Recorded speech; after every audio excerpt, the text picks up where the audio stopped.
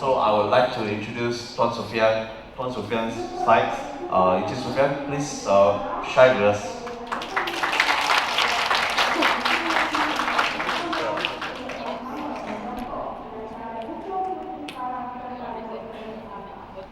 Okay, Assalamualaikum warahmatullahi wabarakatuh. Salam Malaysia Badani, salam hormat. A very good evening to everybody, to my director, Padaniza, to my former director, Encik Abdul Halim. Okay, I was with him about 3 years, Encik Alif, before Encik Ali retire, and now with my new director, and also my colleague, and also all the familiar faces. I come to recognize a few people who already registered as a school. Why are you here? That's one thing.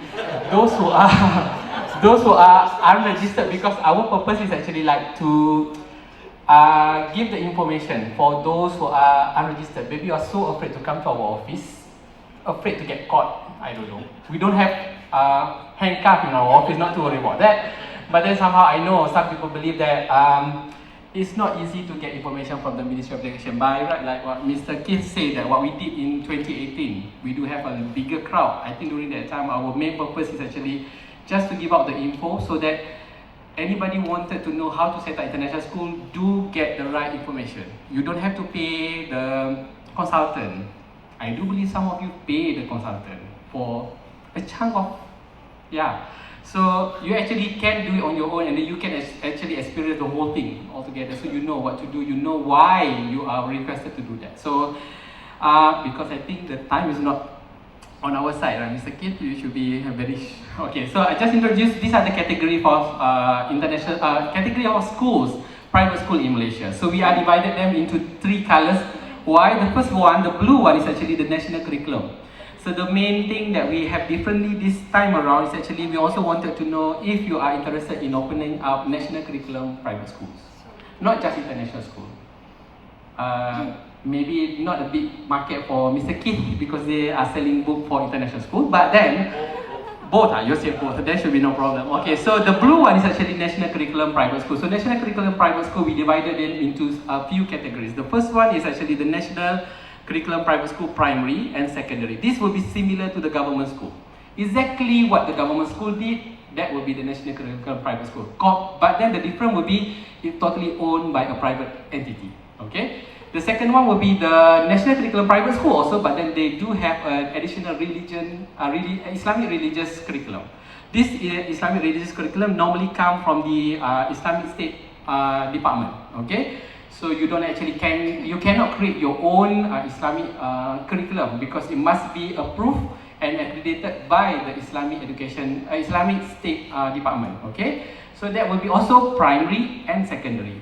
Okay, remember that for the national curriculum, actually we're going to license them differently.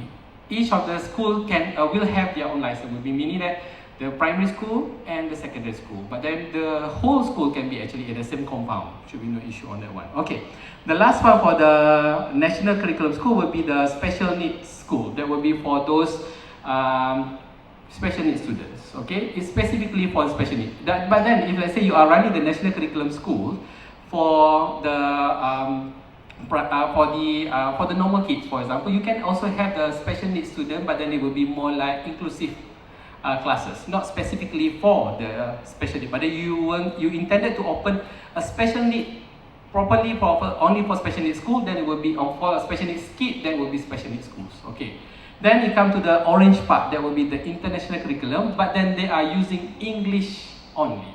Okay, the method, the language of instruction will be in English only, so we categorize them as international school. This is different from other country because normally for other country, whatever the international curriculum, they will combine it, either they call as international school or they call them as expatriate school altogether. But then in Malaysia, for English language curriculum, okay, it will be called as international school. So since 2018, actually we divided them into 3 categories. Before that, if you wanted to set up an international school, it must be a full-fledged international school, meaning that starting from the preschool until post-secondary.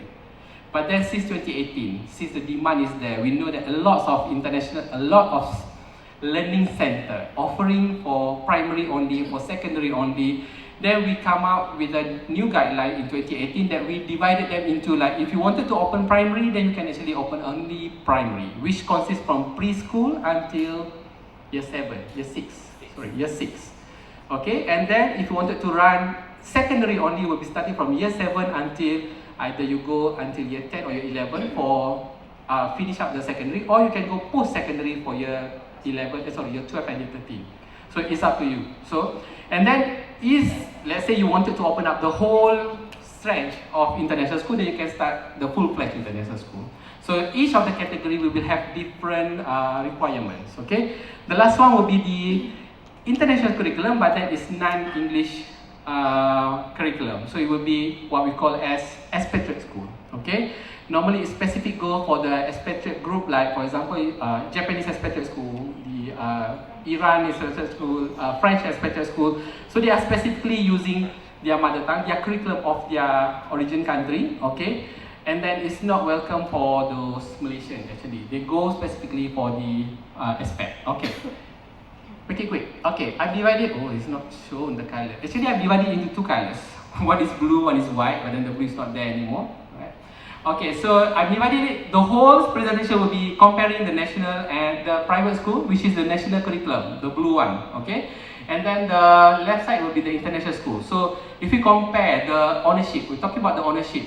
For international school, only private limited company are allowed to actually own international schools. Okay, so but then there is no restriction on shareholders, meaning that can you actually find somebody from Singapore to own 100% of your company? Yes, should be no issue.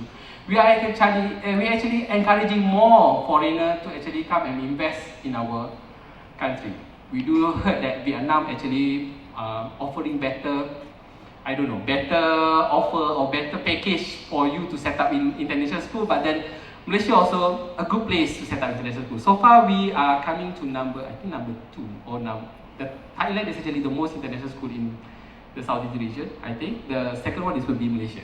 Okay, but then Vietnam actually try to catch it up. Indonesia also doing that. Okay, so hopefully we do. That's why if you wanted to find investor, please go ahead and find many investors abroad to come and invest in Malaysia. So that will be for the international school, and there is also no restriction in the board of directors, meaning that you can have 100% foreigner, for example, because this company is registered under the SSM, Suruhanjaya Syarikat Malaysia. So it's up to their rules and regulations. But then, if you go for, let's say you tend to open up a private schools, the national curriculum school, so there are actually a few options as the owner of the school. You can actually have a company private limited under SSM. You also can register them under Register of Society or ROS, Pendaftar Pertubuhan, or you can also have under Suruhanjaya Koperasi Malaysia, set up a corporation and then be the owner of the private school. Also can. Or the other one would be the foundation, essentially under the Bahagian Hal Ehwal Undang-Undang or under SSM. So you can have multiple ownership for the national curriculum private school, but then it's only open for Malaysia. There is no foreign investor in it. Okay, it must be 100% Malaysia. And then, if a company, private limited company, they must have 30% shareholders of Bumiputra. So don't forget about that. Ministry of Education still have that policy of 30% Bumiputra in company or private limited. But then, it's not there for the international school. Okay, and then so far we also don't have any restriction for the directors or committees and trustees for the national private school. Okay, clear on that? Should be okay. You all know this. Actually, don't have to talk much enough. Okay. Now we talk about the paid-up capital. Okay. Now you already have the owner, so now the company also have to the owner have also to fulfill the paid-up capital that Ministry of Education required. The first one for international school is still 1 million ringgit Malaysia. We don't increase it since the last time we put in the requirement of 1 million. Since then, it's still 1 million. When we talk to our counterpart in the higher education, they were laughing at us. Why is 1 million? You see, for any colleges or university, I think 10 million right now in the higher education. So they were asking those high-end international schools who their fee actually much more expensive than the colleges, right? They still also only need 1 million as a paid-up capital. But then these are the things, these are the one of the advantages setting out a school. So that will be for international school. But then for the national curriculum private school, for academic we need at least 100,000. And then for the Islamic religious school will be at least 50,000. For if you are setting up through SSM, so the official document for SSM is needed. But if you're setting up through the ROS or through the Suruhanjaya Koperasi, there is no proper document on the financial. So what you need is actually any financial document can be supported that 50,000 or 100,000 that we require. Okay, next will be on the Board of Governors. So these are one of the main or one of the most important things that you need to understand. In our Education Act, there is a special section regarding that any private or any education institution must have their Board of Governors. Okay? So now, for members of Board of Governors for any of private school, either the national curriculum or international curriculum, we need at least 5 members of Board of Governors. At least 5. You can have more, but then don't make it like 51, don't make it like 101. Everything must be in odd numbers. Odd numbers, okay, must be in odd numbers, but then try to make it as what required is 5, just make it 5. You may have 9, you may have 11, but then that was still manageable. Like, don't come to us saying that, yeah, we have 51 of them. So, okay, I know it's actually, I don't know, maybe you need that 51 because they are donating, like, each of them donating 1 million, so you get 51 million for the whole, I don't know, operational cost, for example. But then, please, we do need at least 5. But then, the difference between these two schools will be the chairman for the national curriculum school must be a Malaysian. But then for the international school, it can be anybody. But then we require at least 1 Malaysian should be in the Board of Governors. Why? Because we need to make sure that those investors who are not Malaysian, for example, those BOG who are not Malaysian, do understand about the laws, the rules in Malaysia. We do have cases where the school actually do not follow the public holiday. Why? Because the BOG said, no, we need days to complete all the syllabus. Malaysia got so many public holidays, so they just intended, no, we have schooling through the day. Unfortunately, that particular kid is actually son of the Sultan. So that's why from that particular case, we do change the rules saying that we need at least a Malaysian to be advised, to be the advisor to the BOG, to make sure they really understand, because sometimes they don't understand why that kind of rules come out in Malaysia. Okay, so hope you understand, because sometimes when you do have like all the investors are foreigners, so they wanted to be all in BOG, but then we say only 1, at least 1 must be a Malaysian. Okay, now all the BOG will be registered. That's why the registration process will be done by our counterpart in State Education Department. So processing the 51, for example, you have 51 BOG, is actually a troublesome for us.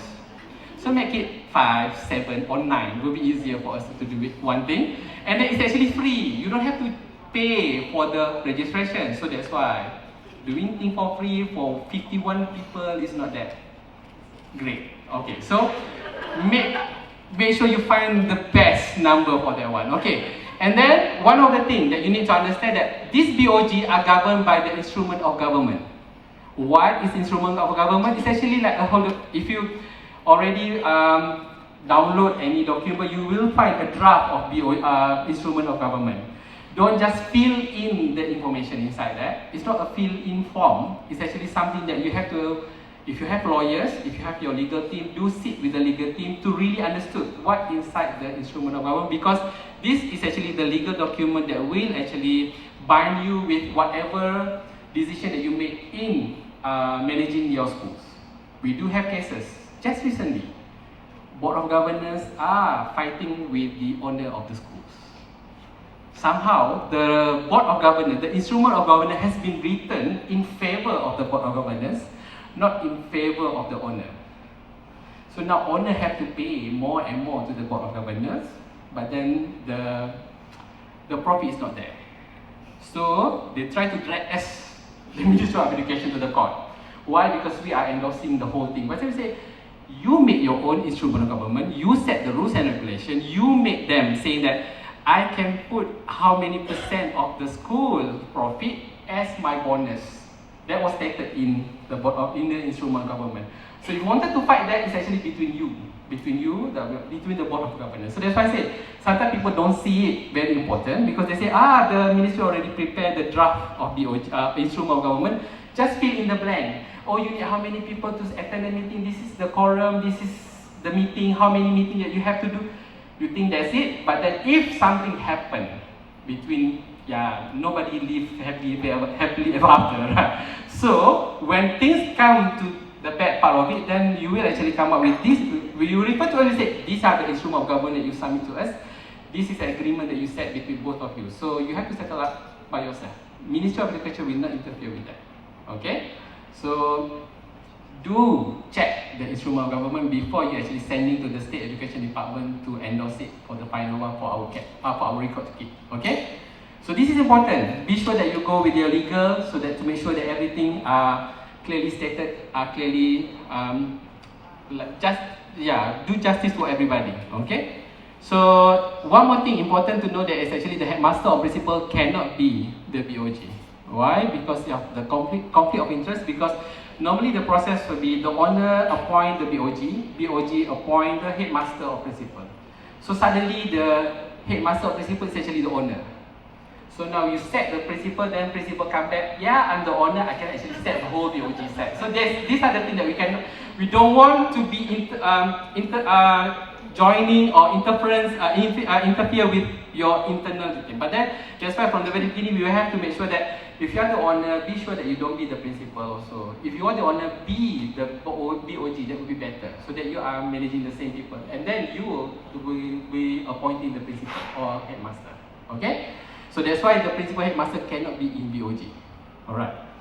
Next will be the name of school. I think you all know about it. Okay, so for the national curriculum, we'll be starting with sekolah rendah or sekolah menengah, and then for religious will be sekolah rendah agama, sekolah menengah agama. For international school, if you are full-fledged, will be UPSM International School, for example. And then for international secondary, will be UPSM International Secondary School. Or you wanted to be primary, also UPSM International Primary Schools. Okay, you can have college. I do have some cases where we wanted the college name, UPSM College International School, but then somehow, we try our best to actually assist or facilitate on that. Sometimes you bought the brand or you have collaboration with the brand abroad. We do wanted to have more international brand to set up their school here because that will be the selling point for others to come and study in Malaysia. But then somehow we try our best also to meet that regulation that we have. Okay. Next will be on the premises. I think this will be the big issue on your side. Right, okay. Okay, in terms of premises, actually, the Ministry of Education, we do have our minimum guidelines. But then at the end, we will be subject to the approval of the local authority. So you cannot say, I can use this kind of building in Shah Alam, but then that particular building have similar setting and everything in Seremban, for example, is not approved by Majlis Bandaraya Seremban. So if it's not approved by them, so we in the Ministry of Education also cannot actually give the approval. Because at the end of the day, the king of the area is actually the local authority.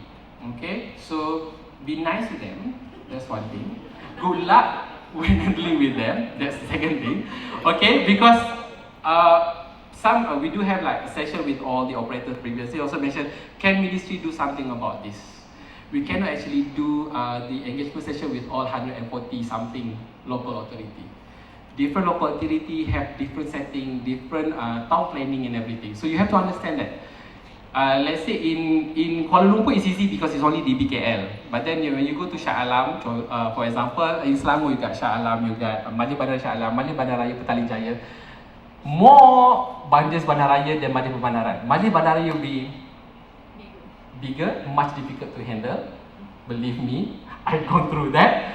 And then Majlis Pembanaran is easier.